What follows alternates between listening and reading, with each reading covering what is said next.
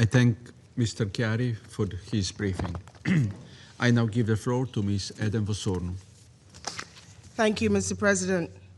As this catastrophic war nears the 1,000-day mark, its devastating toll on civilians continues to expand and intensify. The brutality of this conflict appears to have no bounds. The Kordofan states have emerged as a new epicenter, as you've heard, of violence and suffering, with attacks continuing, causing death, injury, destruction, and severely constraining humanitarian access. As you have heard from DPPA in South Kordofan State, more than 100 civilians were killed in drone strikes between 4 and 16 December, according to United Nations High Commissioner for Human Rights. This includes strikes on a kindergarten and a hospital in Kalogi on 4 December, which killed, again, at least 89 civilians, including 8 women and 43 children. Sieges around the towns of Kadugli and Diling have tightened, with deadly shelling and drone strikes continuing.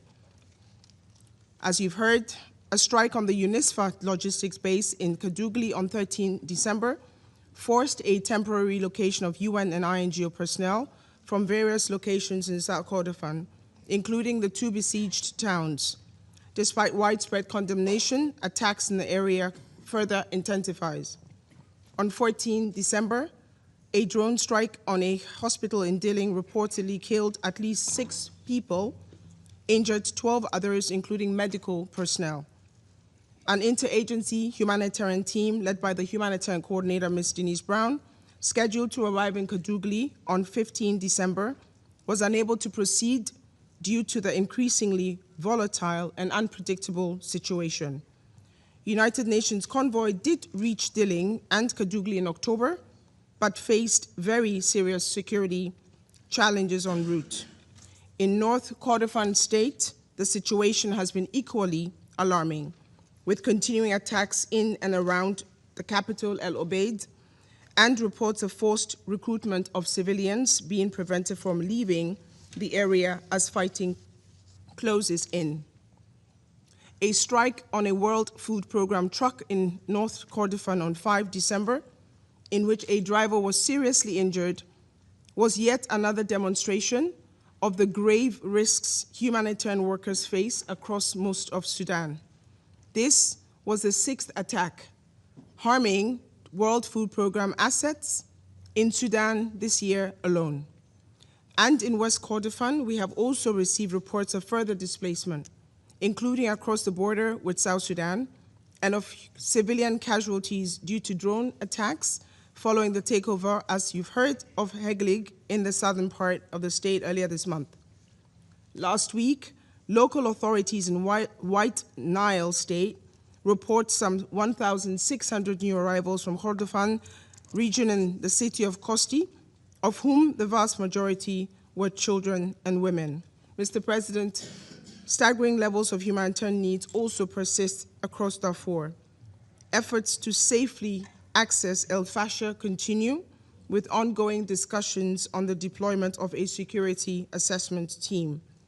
We continue to see new reports of serious violations of international humanitarian law during and after the takeover of El Fasher by Rapid Support Forces, including mass killings and sexual violence. A report of our colleagues at the United Nations High Commissioner for Human Rights last week details some of the horrors inflicted on civilians in the area during the Rapid Support Forces' 3-day offensive on Zamzam displacement camp in April. Deliberate killings of civilians, gruesome sexual violence, including rape and gang rape, and the prolonged blocking of food, water, and the supplies essential for survival. Humanitarian responders in Tawila and Adaba and other areas are struggling to fully cover the needs of new arrivals from El Fasher, with resources and capacities severely stretched, despite new injections of funding from the Central Emergency Response Fund and the Sudan Humanitarian Fund. And while much of the focus of the Council's recent discussions has been on El Fasher and its surrounding areas, we must also highlight the very serious humanitarian situations in other parts of Darfur. Again, a drone strike on the town of Katila in South Darfur State earlier this month killed over 30 civilians and injured many more. Further civilian casualties were reported in another strike in the town of Kutum in North Darfur on the same day. Last week, the World Humanitarian Organization reported the large numbers of health workers detained in Niala, the capital of South Darfur. The World Health Organization has documented 65 attacks on health care in Sudan since January, with more than 1,600 people killed and 276 injured. The Adre crossing from eastern Chad remains indispensable to humanitarian operations across Darfur, and we therefore noted with great alarm reports of an alleged drone attack causing a large explosion in a nearby location in West Darfur on 7 December. Drones also continue to extend the reach of the fighting beyond Darfur and Kordofan region. Last Friday, multiple explosions were reported in Atbara in River Nile State due to drone strikes reportedly targeting power stations, triggering widespread blackouts in the area. We have teams in all these locations. Mr. President, this is OCHA's 10th briefing to the Security Council on Sudan this year. Month after month, we have highlighted deadly attacks against civilians, spiraling needs, and the complex array of impediments that delay or block efforts to reach the millions of people who require urgent, life-saving humanitarian support. We have urged the Council to use its collective influence and the full set of tools at its disposal to reduce the unacceptable risks civilians continue to face. We have pressed for de-escalation and peace. We have appealed for additional funding so that the local and international responders working in nearly impossible circumstances have the support and resources they need to deliver their work. But over the past year, we have seen yet more atrocities and a further hardening of the apparent impunity that fuels them. Increasingly sophisticated weaponry flowing into the country has caused the violence to spread further, deepening food insecurity and new areas falling into famine conditions. Additional waves of displaced civilians fleeing for their lives, including across borders, with broader regional destabilization effects growing.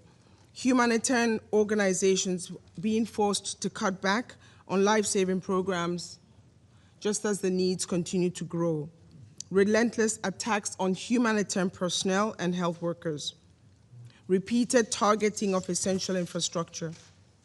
Despite the challenges, Mr. President, the humanitarian response continues, with 16.8 million people receiving some form of humanitarian support since January this year alone.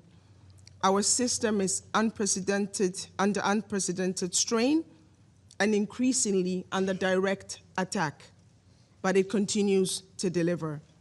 Mr. President, as the Emergency Relief Coordinator, Tom Fletcher said during his briefing to this Council in October, we need to find ways to act with greater courage and collective purpose in the face of this absolutely devastating crisis.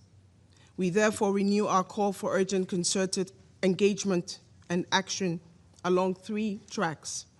First, on protection, the Security Council must send a strong, unequivocal message that attacks directed against civilians, indiscriminate attacks, sexual violence, and other shameless violations of the most basic tenets of international humanitarian law will not be tolerated.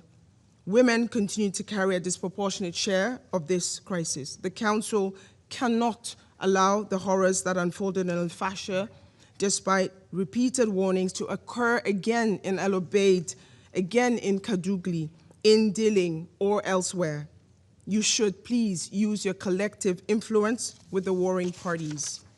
Second, access. Humanitarian workers, including the local partners who remain at the forefront of our collective efforts, our dear humanitarian colleagues must be able to do their work safely and without interference.